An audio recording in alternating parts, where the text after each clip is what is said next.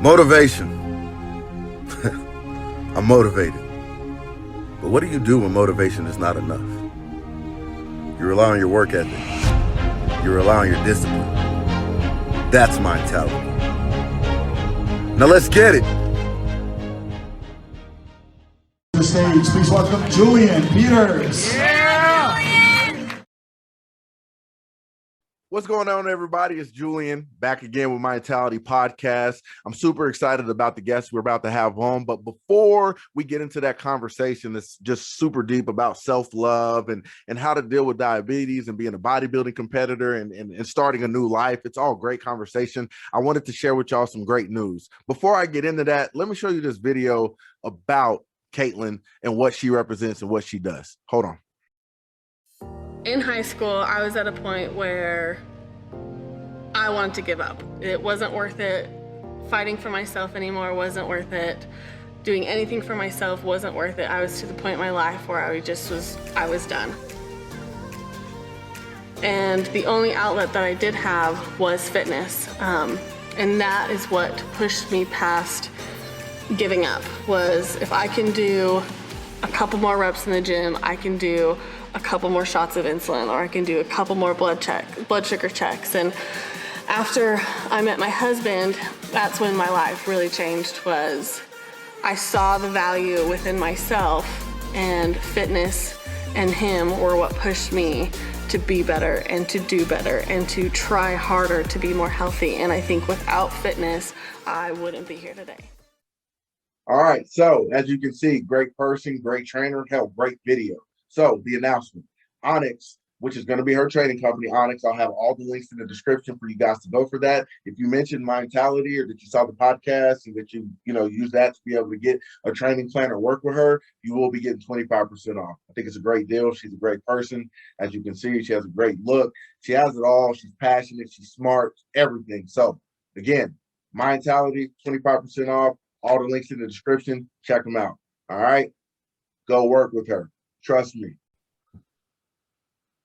What's going on, everybody? This is Julian back with my Mentality Podcast. For those listening, welcome to my voice. For those watching, say hello to my beautiful face.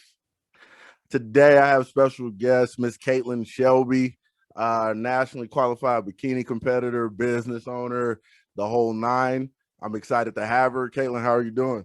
I'm good, and I'm super, super excited to be on your podcast. This is my first podcast. Really? Yep, number one. Well, it's pretty normal. It's just conversation and deep talks. My plan is to try to make you tear up a little bit. No, I'm just playing. I won't do that. I probably will. I'm a Pisces, and we're in a Pisces moon right now. I'm definitely probably going to cry. Understood.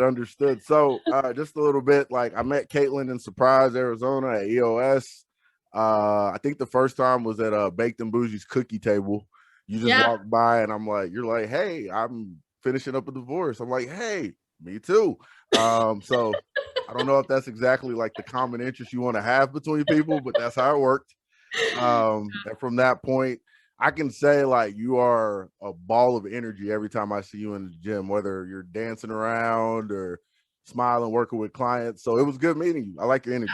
It was awesome meeting you too. And I mean, like, why would you want to go to the gym and be like down and sad? Like you should be like uplift yourself and uplift others. Like, and if you're feeling your music, like jam out hard and dance hard, and who cares who's watching? Facts. I agree 100%. So to get into started, let's get to know a little bit about you. Like, where you came from, schooling, and then we'll kind of discuss, the competition background. So go ahead. So I'm actually originally from Utah, and I went to high school there. I started some college there, but I wasn't really like in love with college. Like it just wasn't for me. So I went into like the medical field for a little bit just to kind of like figure out like, maybe I want to be a nurse. Maybe I want to be this. And when I was 16, I started working at Gold's Gym. And I just fell in love with being there, being around people working out. That's when I started working out really more aggressively, was when I started working at Gold's Gym. And from there, I just fell in love with the industry and the sport. Like that's kind of like the end of the story, is that's what hooked me, was that job. And I did pursue nursing for like a year, but just never felt like I felt like I was good at it, but I never felt like at whole with it, if that makes sense. So then I actually met my husband, my ex-husband, at the gym, and that's when my fitness career like really took off. I did NASM certifications, and what was that? There's a whole bunch of noises going on. There's construction, there's new neighbors moving in. But my ex-husband really helped me get into the fitness industry. And like I said, I got my NASM certification. I'm currently doing my nutrition program. And I finally made the decision to like go back and actually get like my RD. So my registered dietitian license, because that's my passion. Like I love being able to change your physique with the foods that you intake. Like it blows my mind with like what you consume changes everything. Yeah, it really does. Actually, so my ex-wife went to school for nutrition. Really? Yeah. And so it was even interesting, me being like this bodybuilder and competing, and like she's breaking down things to me, like even the fact that like your blood type decides how you metabolize food. Like I had no clue about any of that. She's like, no, for every client that I have, I make them tell me their blood type, and I'm just like, what? So yeah, it is a very good thing to go into, especially for what you're doing. And one of the things that you brought up that I feel is really interesting, and this is that left turn I told you we're going to take. Congrats, you started fast, is education. So like me, I got my undergrad in marketing, I got my master's in education. I was a year away from completing my PhD, and I stopped because I was just tired. Part of me looks back and it's like, what I went to school for is not what I'm doing now. Is it helping? Yes. But I think there's this like push in society to like, once you get out of high school, you have to go to college. And I would argue you did it the right way. Like, if I'm not ready, let me go work. Oh, I found my passion. Now I can go back to school. Yeah. Well, if you ask my grandma, I did it wrong. What'd you say? If you ask my grandma, I definitely did it wrong. She's on me all the time. When are you going back to school? Soon. I don't know. Right. But, and again, that's part of it. Like, we're just we're programmed. There you go. To think that that's what you have to do. Like, the day that I have kids, I'll never be like, you have to go to college. Like, if my son, let's say I have a son or a daughter for quality reasons, so y'all don't kill me, and they like fixing cars, there's no point in me putting them in college. You're better off going and apprenticing at like a car shop, learning that. And then if you want to start your own, then go to college to learn the business. So that's pretty awesome. I just didn't want to waste money either, because I was, well, one, I got married really, really, really young, but then another part of it was like, why am I wasting my time with something that I'm not in love with? Like, yes, I loved helping patient care. I loved helping people at the hospital, but you don't come to the hospital because you want to be at the hospital. Like, you go to the hospital when you're sick and ill, and I want to help people prevent getting to that point rather than the opposite, if that makes sense. And that's where I was at. I was like, I love nursing. I love the aspect of helping people, but that's not where I want to change the world. Like, I want to change the world before they have to go to the hospital. Right, for sure. So when do you start? Have you already started, or? So I actually just made this decision like 2 weeks ago, because I still like, do I do nursing and then do an undergrad in nutrition, or do I do this or do I do that, because of the whole like divorce that I was going through. And 2 weeks ago, I was like, no, I'm doing nutrition. So I've just recently started looking into like ASU programs and all of those things to see which one would fit me better. So I would say probably next semester I'll be starting. Next semester. So what's that, like January-ish next year? Yeah. Well, that's super awesome, and congrats. And I wish you well on that. I won't be able to help you with any homework, so I'm not the guy to ask. But yeah, other than that, like, I'm here for you. Like the moral support is enough. The moral support. You need to vent, I'm here for you. So, but so moving forward, what got you into bodybuilding? So I'm type 1 diabetic, and in high school, I had a girlfriend that we loved going to the gym. I don't know if we loved going to the gym because of the boys that were at the gym, or if because we actually liked working out, but But we joined the gym when I was 16 together, and we just kind of fell in love with it together. And from that point, I continuously went, and my aunt she goes to the gym all the time. So she kind of helped me get involved in that. And when I was about 18, I discovered the bodybuilding industry. Like, I had no idea that was even like a thing. And when I started seeing people compete, I was like, this is what I want to do. Like, this is where my heart belongs. And so when I was 18 years old, 19 years old, I met my ex-husband at the gym, and I told him about my passion and about how I want to step on stage. And we got married when I was 20. And then right after that, I did my first show in March, or a year later. I don't know. The timing's all messed up, but he really helped me meet people in the industry, meet coaches, meet people who helped me get into that. And I'll give credit where credit is due. Like, bodybuilding and fitness and him saved my life. Like, the competition world, like, if I hadn't discovered bikinis, if I hadn't discovered the fitness industry, I don't think I'd be here today, to be honest with you. And that's what stuck me through, is like, I can't be unhealthy and be a competitor. Like, my blood sugars have to be in check. And that's what saved my life, was the bikini world. And that's where it kind of let off. I did 2 shows in 2019, and then I did another show in 2020, got nationally qualified, and then did USAs in 2020. So nice. That's where we're at. And you got a top 10 placing at your first. Yeah, on my first show. Yeah. That's a great start. A lot of people don't do it. I know I think my first national show I got 12th, and then my second one I got 11th. Yeah. So yeah, it's definitely not easy. It's tough. And I honestly think the only reason why I made the top 10 was people don't think about the sidelines on the girls who are in the sides. Like, I'm dialed in on all those coaches that were sitting up there, all the judges.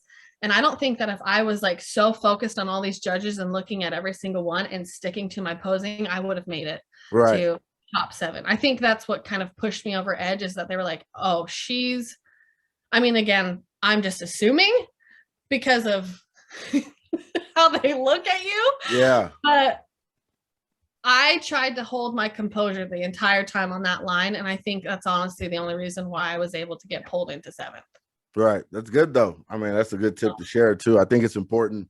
It's actually, for me, it was nerve-wracking to catch eye contact with the judge, because it's like, crap, like, what are they looking at? What am I doing? But I mean, I was going to be nervous regardless, to be honest, like, because it was my first national show. Yeah. After that, I was good to go, because you realize it's really no different. It's the competitors that are different. Yeah. The level of competition is different, but it really is the same thing. So and you compete in bikini. Yep. What is your training like? Well, right now we actually took away a day because I'm so developed. I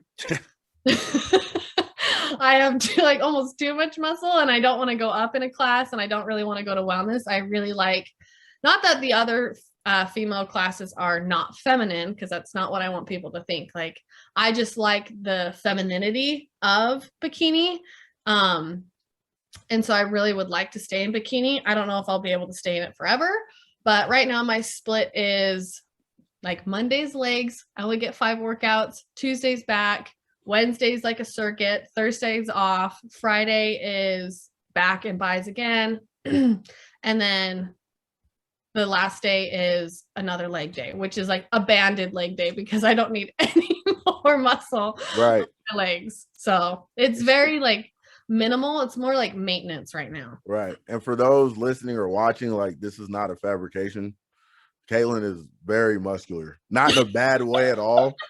But I think I came up to you, I was like, are you going to be able to stay in the division? Like, are you sure? Yeah, you said, what you said to me was like, wait, you're in bikini? I said, yeah. And you're like, shouldn't you be in fitness? I was like, no. I was like, I'm in bikini. You're like, well, you're not going to be there for long. No, there's no way. I mean, you can, though, because I know there's plenty of other pros that have to dial back too, if that's the division you want. Like me, I've been asked countless times. It's annoying. You're not going to go to Classic? No, I'm not. No. I'm not. Like, I love men's physique. I love the posing. I'm staying there. Like, I'm just not going to do it. So I feel you on that 100%. So with your training, are you cardioing too, or you kind of stopped on that, or what? No, I still have cardio.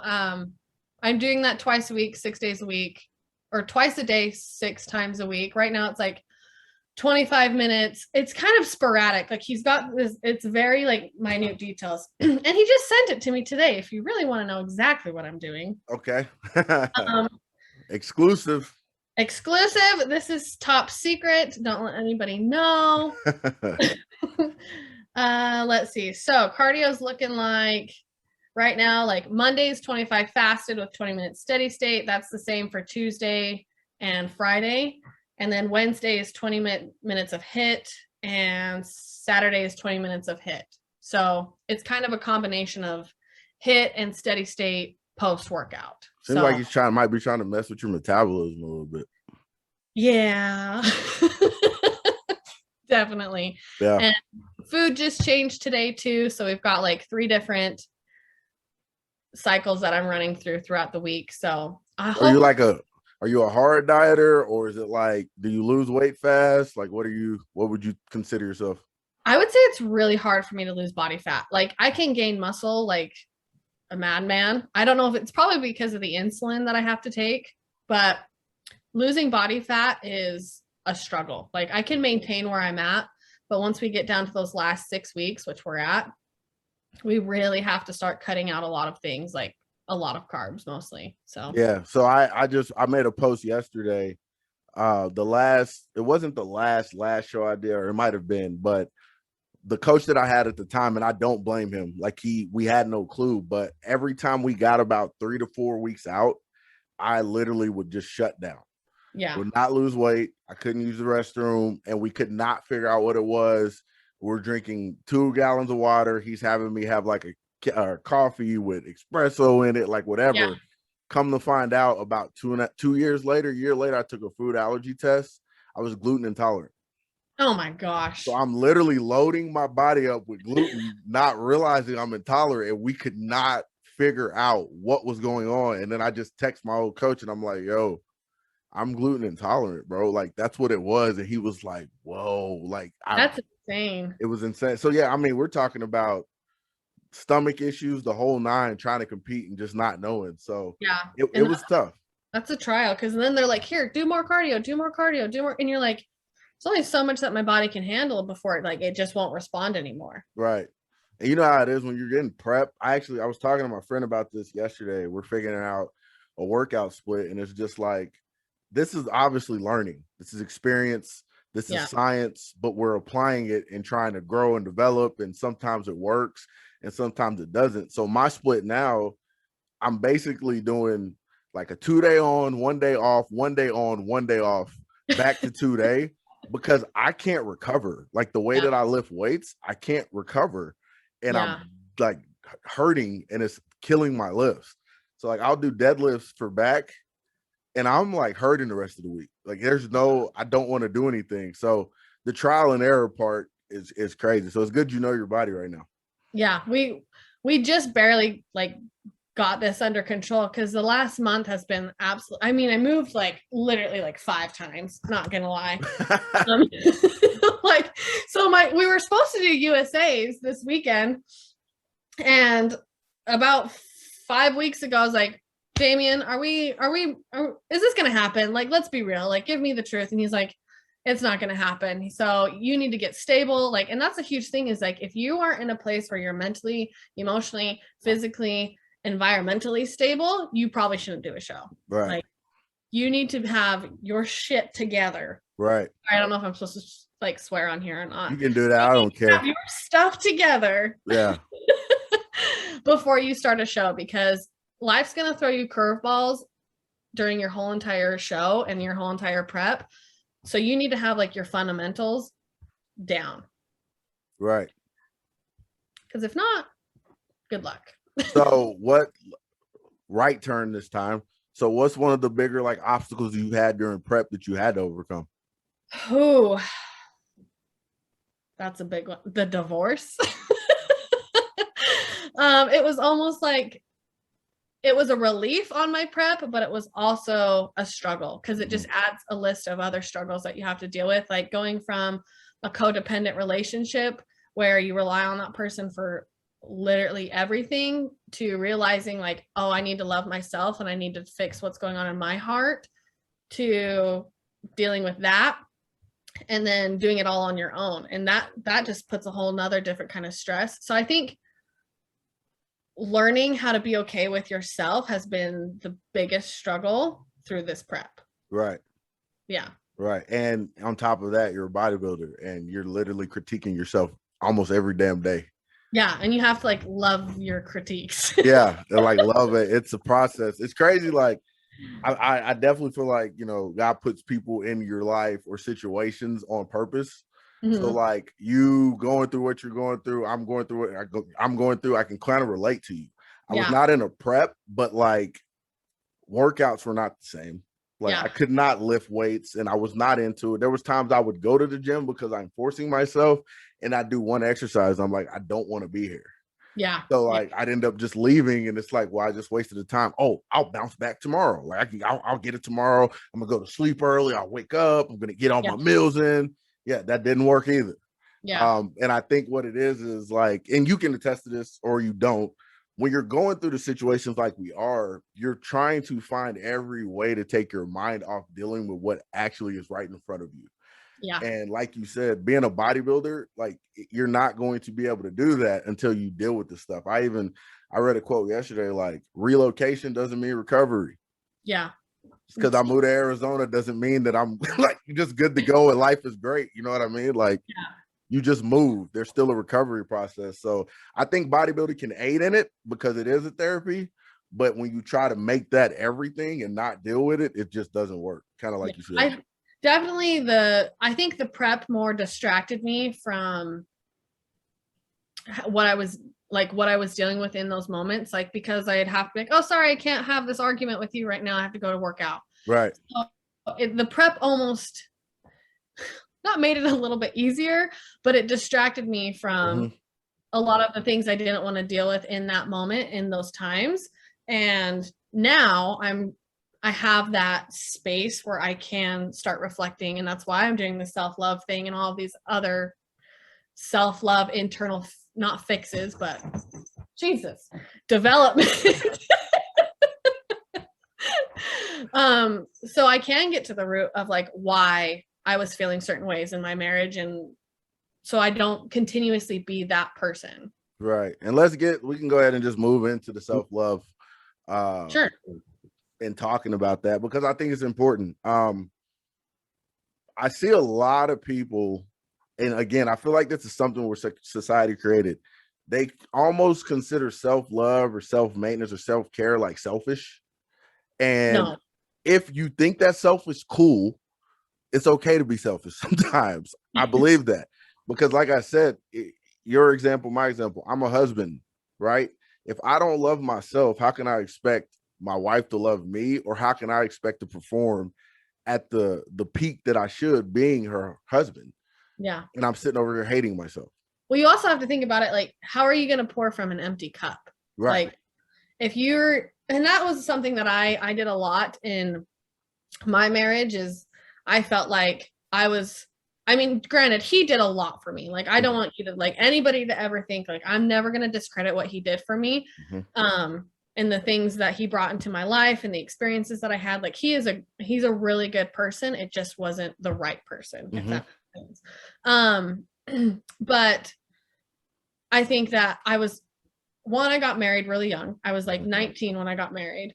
20.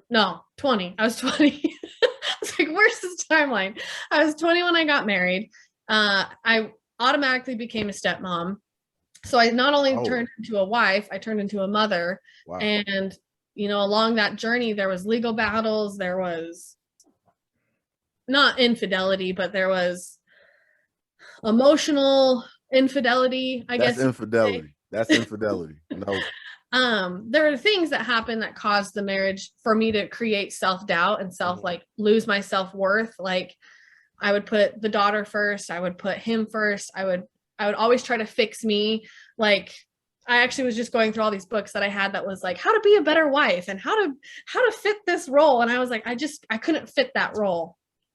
And I was trying to fit this image of what he needed me to be and what society was telling me to be and what my family was telling me to be for this situation that I was in. And I just couldn't do it anymore. Like, I got to the point where it's like, I don't even know who I am. I don't know what I want. I don't know what I like other than fitness. Like, that was my only thing that I knew that I like had a consistency in. And so that's when me and my girlfriends decided to go to San Diego on a girls trip. And when I was there, I really tried to reflect on, okay, do I see myself with this person at the beach? Like my husband at the time, I was like, do I see myself buying a house in California with my husband? And the answer kept being no. And it was like, I don't know who that person is, but it wasn't him. And most of the time it was myself. Like, I see myself buying this house. I see myself with my kids on the beach. I see myself doing these things.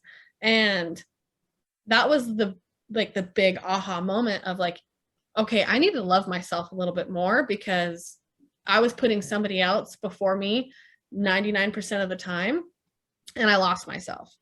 So is it selfish to love yourself? Absolutely not, because it led me here. Right. Not that I don't regret being here, but I think if I would have learned to love myself a little bit more, I would be on a completely different path. Right.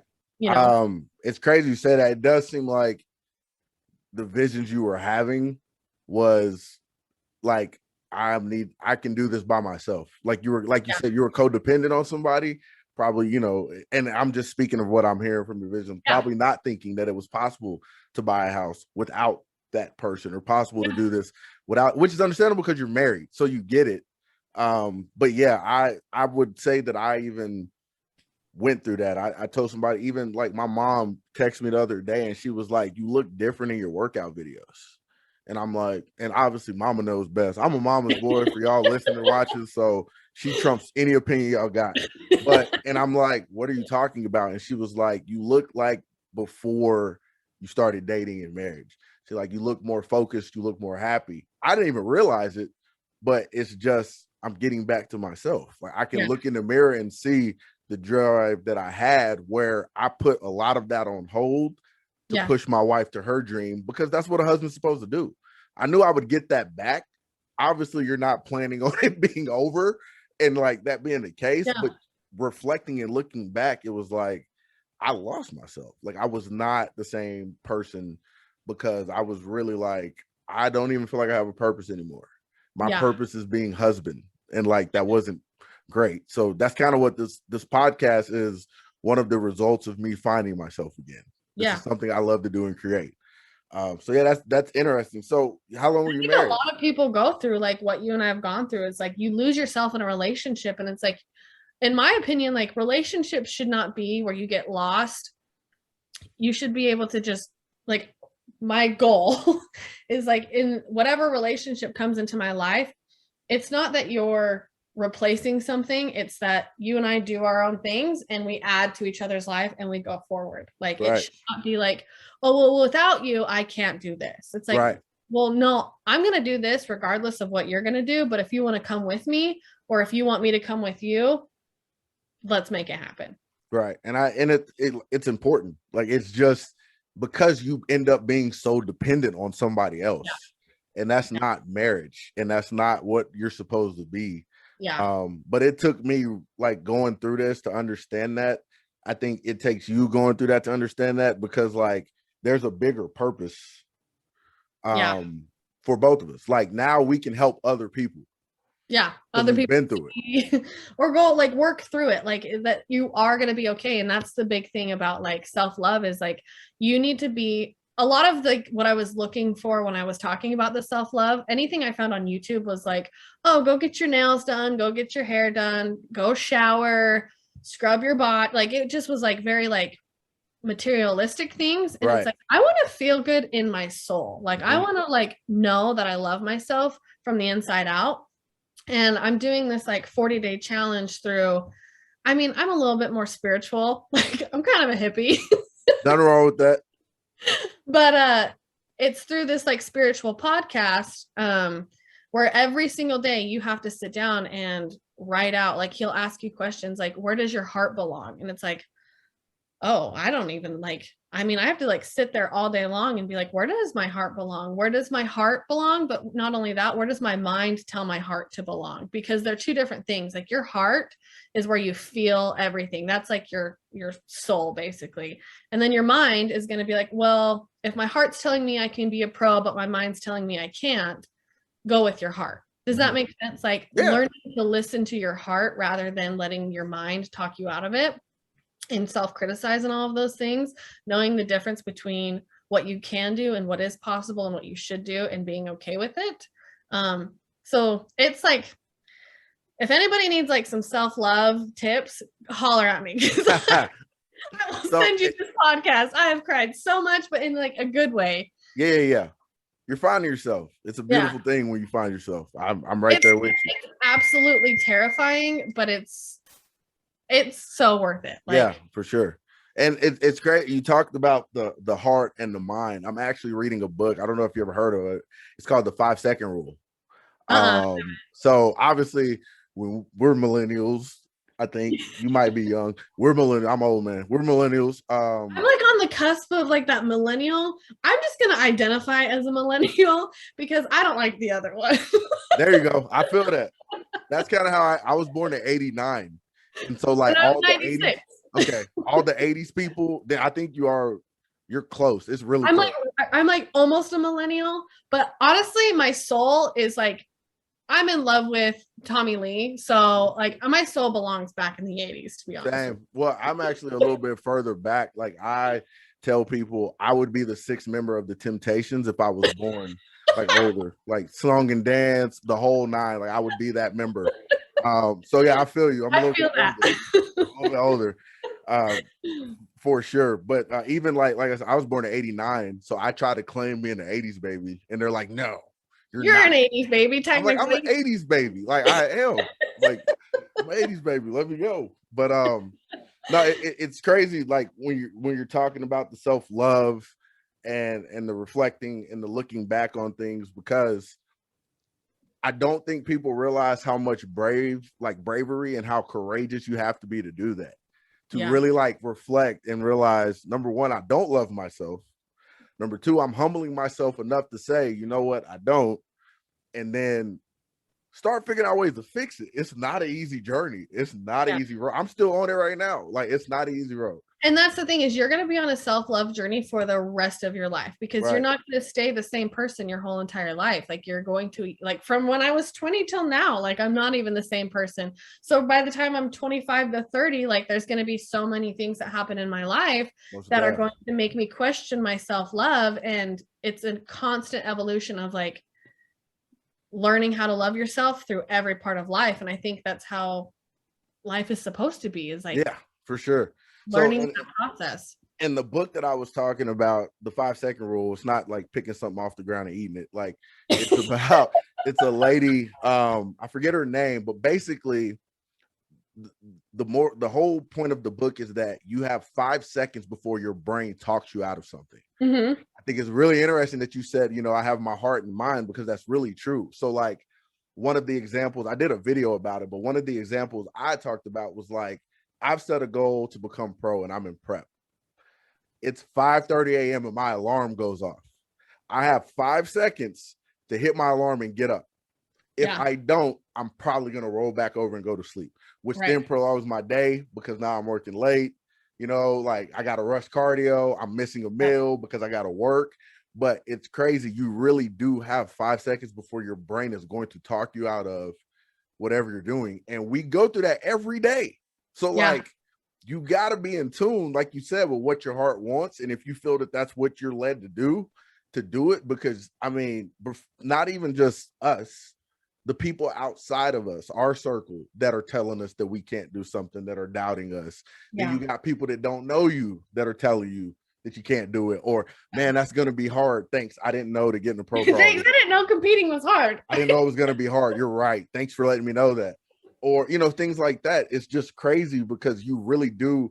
I've been telling people for the longest, I think the missing aspect of bodybuilding is psychology. Nobody wants to talk about the mental aspect of it. Not just, oh, I got to prep and do all this, but like even in the sense of the example I use, scientifically, for a while, remember, HIIT cardio was the new thing. Yeah. And it's going to burn all the fat in the world. And then all of a sudden science shows it does. Kidding. Yeah, it does like the same thing steady state does. But the example I use is you love HIIT cardio.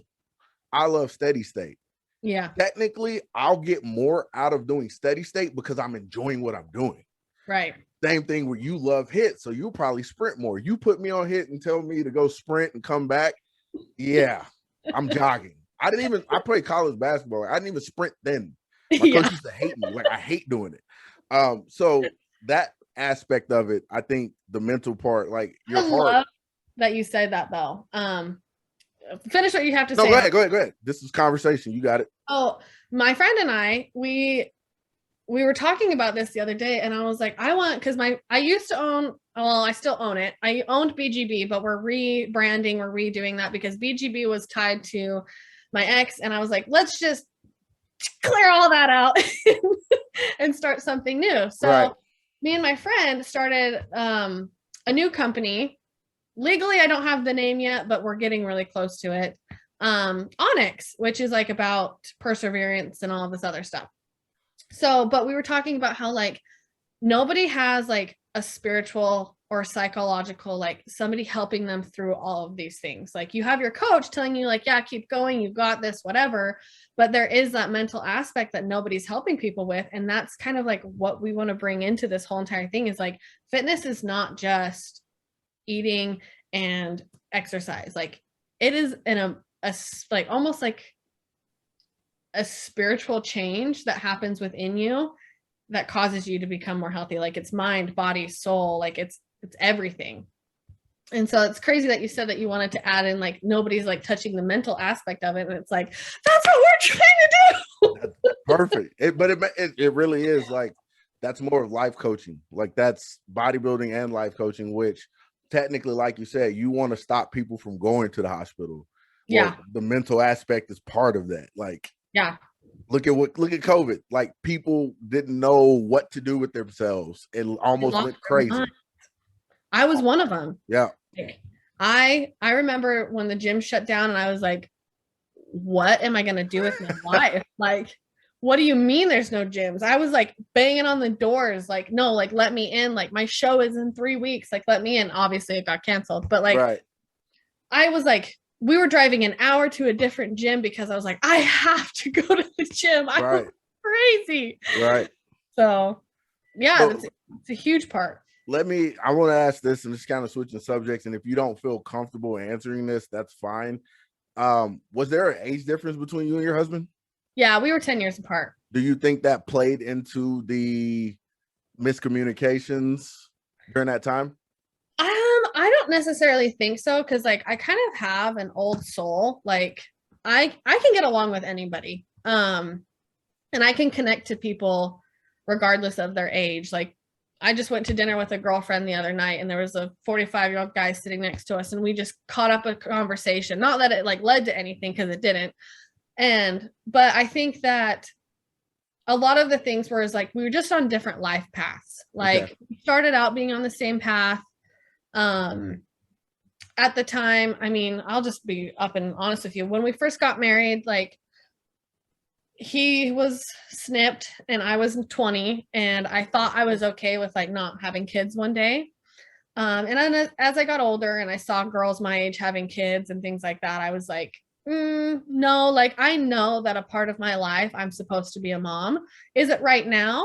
No, but I know that I'm supposed to bring a baby into this world at some point. And that was a big thing that caused a rift in our relationship, was that, you know, he was under the assumption that I would be okay with never having a kid, and then life changes and your opinions change and things that you want change, and that was a huge wrench in the relationship. And then baggage from old relationships came back into our mix, and things like that just kind of caused a lot of rifting in the boat. And that's kind of when I just was like, is it worth fighting for anymore? Like, so age wasn't a a huge factor. No. Okay. I always wondered. I just wanted to ask. I didn't know if that was or not. So, and then being a mother that young, how was that experience for you? I love kids. Like she was 10 when I met her. She was 11 when we got married. And so she's got her own story that kind of caused things for us to connect really hard. And I learned a lot from being a mom to her. A lot of things that I lacked at, like I'm probably going to be a very like strict mom. And she needed more of like an empathy mom. And I was more of a like, get up, stop crying. Let's go. Let's fix the problem. Let's just keep moving. And I learned that I need to be more empathetic before I become a mother with, like, okay, why is she feeling this way? She's 15 years old. Maybe there isn't a reason why she's feeling this way. And I just need to be the listening part of it instead of, here, let me fix all of your problems. And, I've learned a lot of myself. Like, I need to have more patience and I need to not speak so much and things like that. Like, I need to be more of like that feminine nature than being so rigid all the time. Right. So It's interesting. It's interesting you say that, because even though we did not have kids, I learned a lot from my ex-wife in our conversation towards possibly having kids, because I grew up, and I don't know if you did, but I grew up in a household where it was like, do as I say. If I tell you to do something, you go do it. If I tell you to do this, go do it. Don't ask questions. So that's how I was planning on raising my kid. Yeah. And, if you act out, you get a spanking. And this is how I'm playing. My wife comes in and she was like, I think she had a minor like child development. Yeah. And so like, once we started having conversations, I realized so I'm a single parent. Like it was me and my mom. Yeah. I realized how bitter I was in that. And that was shaping how I thought I was going to teach my kids. Yeah. When really, like, you got to have conversations with them. Yeah. Like you said, you got to be empathetic. You got to put yourself back in that time. Now, I'm not going to accept disrespect, but I also don't think it's wrong to ask me a question. So if I say, hey, you need to go clean, I need to go clean your room. And they're like, well, why do I have to clean my room right now? I would normally be like, what? Because I said so. Yeah, because I said so. Whereas, well, I think it's a good time, just having a conversation. Yeah. Real life. Like, you don't want to make a kid afraid of you or fear you. Like, you know what I mean? And I dealt with that. Me and my mom, I love her to death, but we talked about that as I got older. She was so protective of me. It caused me not to grow. Yeah. You want to shield me from so much. And she said, like, she realized I'm 20 years old and I'm like asking my mom about a girl. Like, do you think it'll be okay if I like date her? And she was like, why are you asking me? I'm like, what? Like, what else am I supposed to do? That's what you told me to ask you about everything. So that's what she was like, yeah, I messed up in that aspect. And I appreciate her later for admitting that. But yeah, it's crazy you say that, because I like that too. I'm so tough and bitter that my ability to be empathetic is not easy. It definitely came back and bit me in the butt, because it just caused a lot of more tension, because she didn't ever feel like she was heard. And that's something that I regret, is like, I wish I could have seen how I was behaving was affecting her, even though I thought I was doing the right things. Like, I thought I was helping her grow. I thought I was doing like I was doing all of the things I thought I was supposed to be doing. But when it comes down to it, like, I definitely learned how I want to be as a mother now based off of that experience. And same, like, I grew up in my mom was a single mom. I mean, she dated people.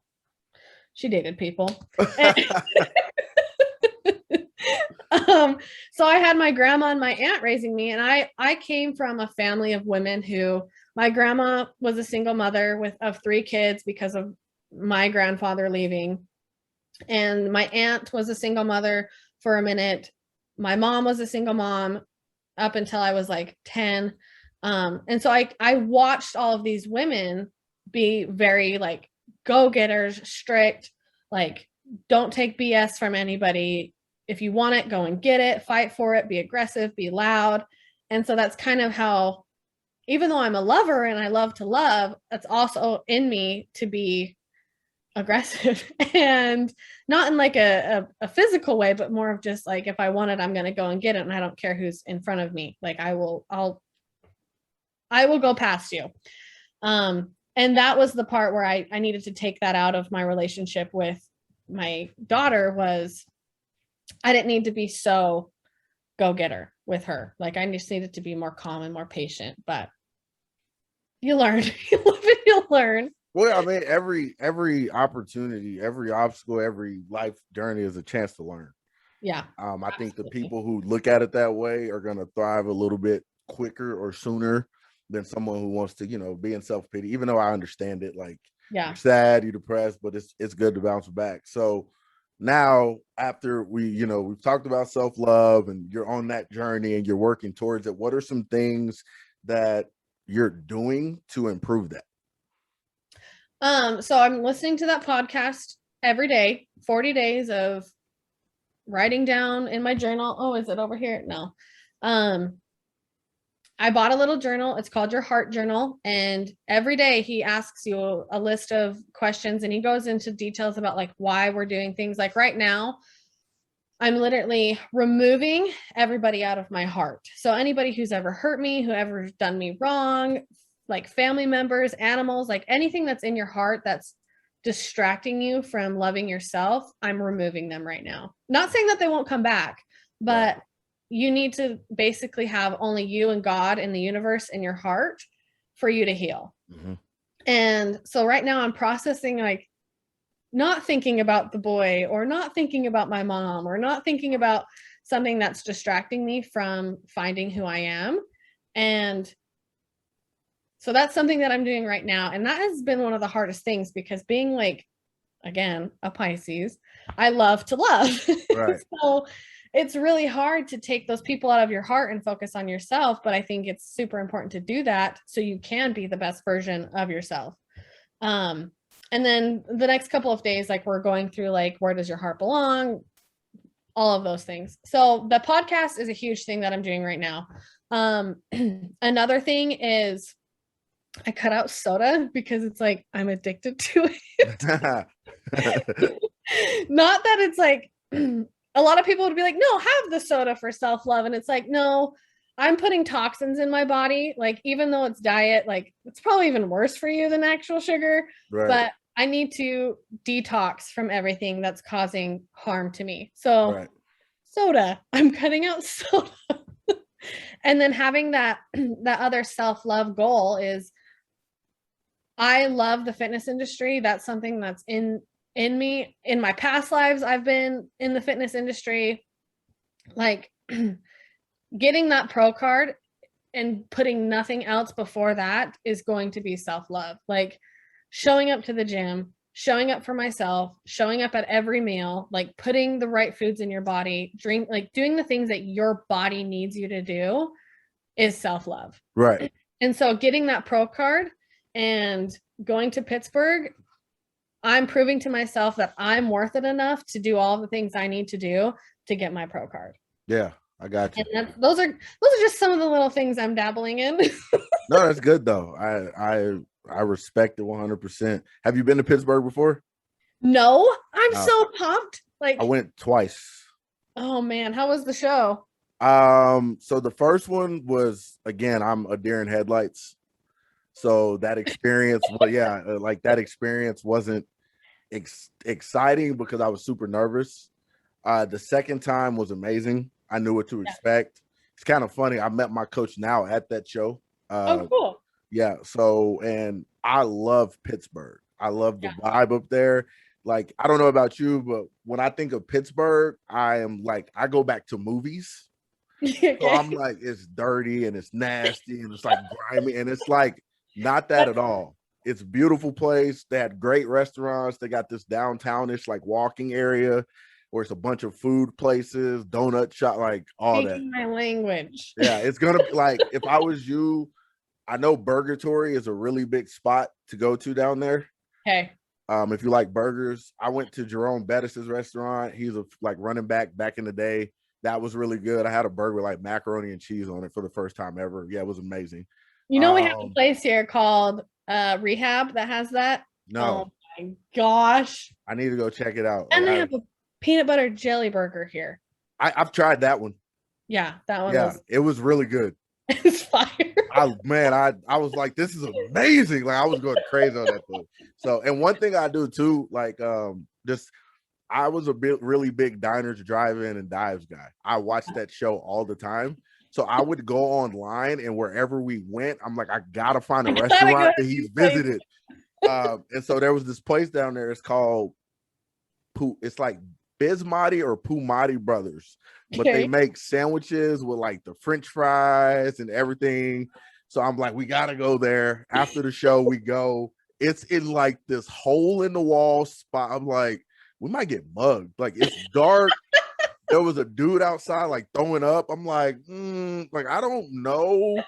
And then it wasn't even that good. Like on top of that, so I'm like, this is stupid. Like I was mad. But yeah, you'll love it though. You'll like Pittsburgh a lot. Yeah, I'm really, really excited. We got an Airbnb. So my mom's like, she's planning on coming. Hopefully my best friend, my business partner, she's coming with her boyfriend, fingers crossed. And we're like 4 minutes away from the place. Yes. So I had an Airbnb. I only like Airbnbs. I think hotels suck for that. Yeah. Like, and I had such a good time with the Airbnb host that we requested her again. Oh, and she like remembered us and was like, her name was Jane or Jan or something. Yeah. Sweetest old lady. She had cats, which I'm not like the biggest fan of. What are you talking about? No, but it's because I have allergies. And I also think cats are like God's joke to us because they're vicious, but they look so cute. You hear that, Lola? He's looking at me. He knows. He's like, you're right. Like I'm vicious, but I look cute up here.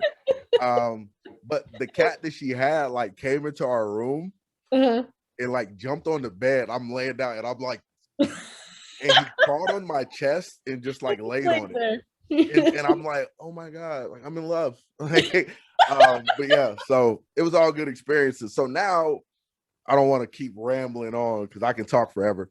Diabetes. Yeah. Like, when did you find out you had it? And like, what is it like prepping while dealing with that? Yeah. So I was 7 when we found out that I had it. I mean, I was, wow. Okay. Yeah. So I was really young. So, so here's, a lot of people get like, oh, you're diabetic, you must be unhealthy. And it's like, no, there's there's actually 3 different forms. There's gestational, which is when you're pregnant, type 1 and type 2. Mm-hmm. I'm type 1, so that means that my pancreas makes 0 insulin at all. Type 2, your body makes insulin, but because of the fat in your cells and the receptors in your cells, it's not getting into the cell to do what it needs to do. So that's the difference between type 1 and type 2. Now, real quick, type 2 you can work off of, right? Yeah, typically you can if you like lose weight, eat healthy and things like that. Sometimes it's just genetic. Right. Like because it's a cellular thing that it's really complicated. Like diabetes is in a nutshell just a whole bunch of complications. Right. But typically, yes, like you can work off diabetes as long as like it's not from alcoholism or something like that. Because if it has to do with alcohol, most likely you'll be diabetic forever. Right. But type 1, I don't make any insulin. And so what happened when I was 7, like 7-year-olds are potty trained, like they know when to go to the bathroom, things like that. This is going to get a little TMI, but I was wetting the bed. I was drinking, like my mom would stop at the gas station and literally buy me like a 44-ounce Coke because I was so thirsty. And by the time we got from home to from the gas station home, it was gone because I just was so thirsty. And then one time I was with my cousin and I like passed out because my blood sugar was so high. And my aunt was in nursing school at the time and she was going through the endocrine system. And she's like, I think Kaitlyn has diabetes. Like, we need to take her to the doctor. I vividly remember this in my life. And I had everybody in the room and it was with Dr. Swenson. shout out to him because he's the best. He's the best pediatrician ever. Right. We were in this dolphin themed room. I was sitting on the little thing, and I literally had my aunt, my uncle, my 3 cousins, my grandma, my grandpa, my mom, my stepdad, my she didn't have my brother yet, but I had like 10 people in this room, and I was like, what is going on? Like, why are you guys all here? Like, this is just a doctor's appointment. And they had me like go to the restroom and whatever, and he came back and he said, yeah, she's type 1 diabetic. And I remember everybody just started crying, and I was like, what? I just got a lot of sugar in me. like whatever. Because he said, yeah, she's type 1 diabetic. She's got probably like a pound of sugar in her. And I'm thinking as a 7-year-old, like, oh, somebody literally like poured sugar in me. Right. I'm just so sweet. Like, there's nothing wrong with me. But from there, they like took me to the hospital, and you go through this like 3-day, like almost like a detox, because they have to flush you out of all the sugar, get your blood sugar regulated, teach you about diabetes, teach you about how to give shots, because your whole life is now diabetes. Like, your whole life is watching your blood sugars. And they had like all my family come in and learn how to do it. And from there, you know, my mom and my grandma managed it for up until I was in like middle school. And then middle school came along, and I think that's kind of when it started going downhill. Was I just was a teenager, and I didn't want to take care of myself anymore. And, you know, you start getting depressed because your hormones aren't normal. Your blood sugars cause you to not think straight. And I went through like a deep, deep depression in middle school and high school, where like I was to the point where I was like, there's no point anymore. Like, I have nothing to live for. Nothing's important to me. Why am I here? And that's when I found fitness, and fitness is what changed the whole path. Like, working out made me feel good. Like, having my blood sugars back down to normal made me feel good. So at that point, I knew like bodybuilding was where I needed to be. And bodybuilding, if your blood sugars are high and you're taking insulin, you're going to just gain fat. Like, and that's how it's affected me in the industry, is like, I have to keep my blood sugars so managed. I mean, I'm granted, like, I'm not perfect. Like, I do have slip ups, and sometimes there's just things that you can't control. But bodybuilding has forced me to watch my blood sugars like all day long. Right. And so I'm lost. I kept talking. So what was your main question? So it just, I mean, you're basically answering it, just what it's like going through that. So as like a diabetic competitor, as a diabetic in general, you should be watching your blood sugars all day, every day, 24/7, really, or at least have a monitor that's watching it for you, because of just what it happens to your hormones internally, and what it does to your fat storage, what it does to your muscle development, things like that. Because, like, for example, when I was 7, I weighed like 50 pounds, which is not like I was a tiny little 7-year-old. And it was because my blood sugars were so high, they didn't know how to get rid of the sugar in my body. So it's super important that you keep your blood sugars low so it doesn't eat your muscles up. And because that's your body's like, how do I get rid of this? Like, so it starts eating at things because it doesn't know how to get rid of the sugar in your body. And so with bodybuilding, it's a constant battle with maintaining that. Like, for example, with my workouts, if my blood sugar is super high, I basically shouldn't work out, because the sugar in my body is going to use all of the energy, if that makes sense. Like, my workout, my muscles will not receive the nutrients that it needs because there's too much sugar in my body. So if I'm above 250, or if I'm actually like above 150, it's like, okay, well, let's take some insulin and just sit here and wait until I can work out, so my muscles develop the way they're supposed to develop, and I'm not counterproducing what I need to be doing. Right. But then if your blood sugars are too low when you're working out, you can't think straight, and then you don't have enough energy to work out, so you're eating more sugar, but then that causes your macros to be off. And then it's a constant, like, if you can just maintain your blood sugar, I know I'm making that sound easier. It's not easy, but if you can maintain your blood sugar between that 70 to 100 mark, like you'll be golden. Right. But it's definitely not easy. So you just do what you can and you move forward. If everything's not perfect, like it's the cards that you're dealt with. So right, for sure. And when you chose a coach, did you need to familiarize yourself with somebody who had familiar, I can't say the word, forgive me, y'all. Yes. Good Lord, I like jumbled that together. Or was it just like working with somebody and they figuring it out? Like, what are you looking for when you do that? So the coach I originally went with said my first coach, Phil Martinez, he's up in Utah. He was working with diabetics. He was very educated. I learned so much through him. But I eventually just didn't end up doing a show with him. I took a break and got married and did other things. Right. He really taught me a lot about diabetes in the fitness industry. So that's why I originally was with him when I first started going out. But then time went on, and every coach that I would talk to, I'm like, hey, I'm type 1 diabetic. What's your background on this? They're like, oh, we know what to do with that. Like, no, they don't. Like, you kind of need to have control of your own diabetes, because a lot of coaches don't know anything about insulin and how it works. I mean, they say they do, but a lot of them don't. But the coach that I have now, like, his dad's diabetic, and like he works with, like, I've seen his diabetic competitors, and not saying that the other coaches don't work with diabetics, but he has a better understanding of how your body processes insulin, carbs, fats, all of the things, like, why is my body responding this way when I eat this? And like, he understands it on a cellular level.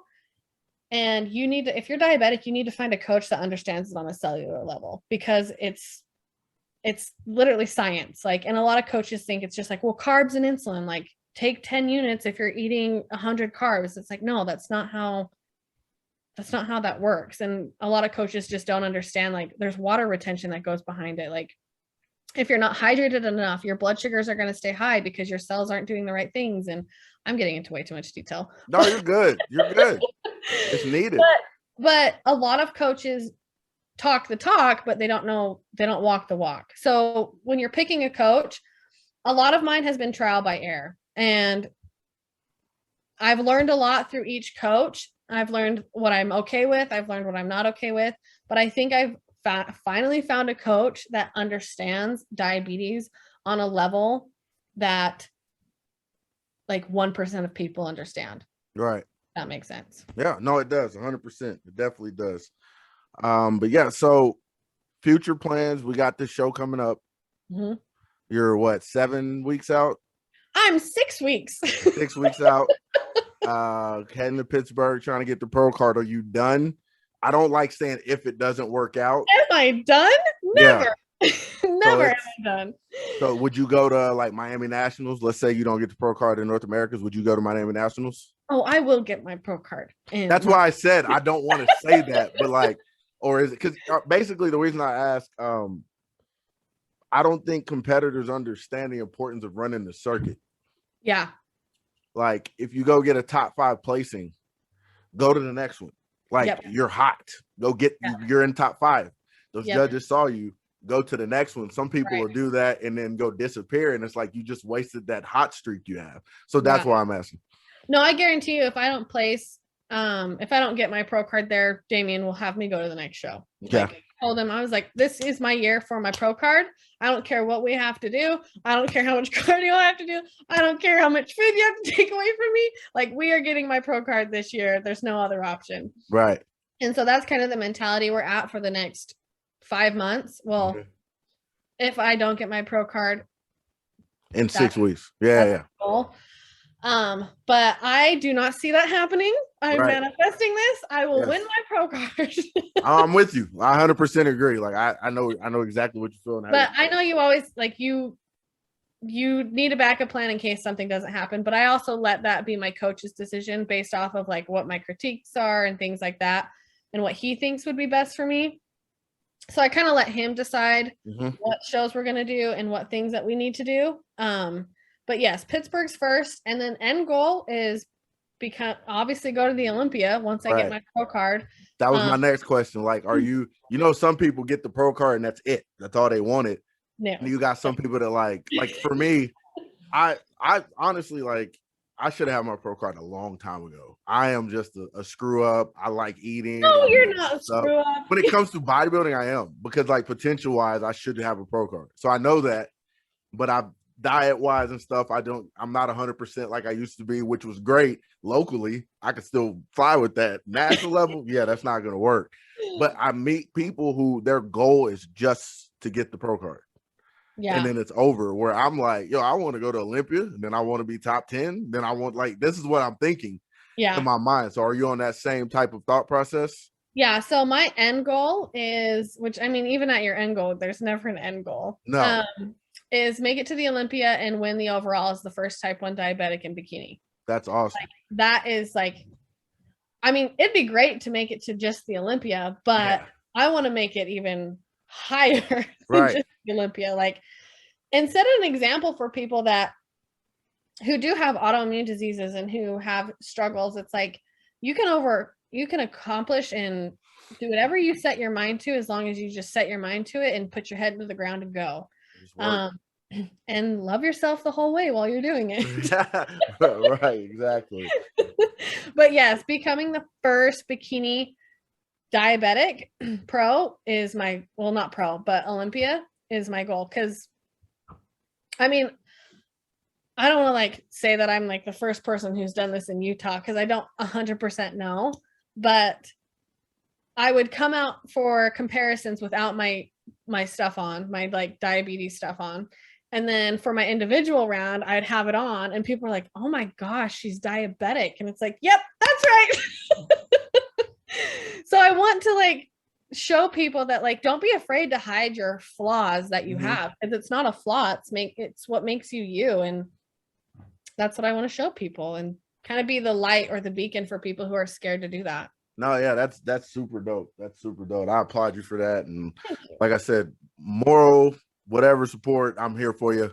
I know you can do it. Just got to keep working. So we're going to wrap it up right there. We've been talking for a while, so I know you're a busy person.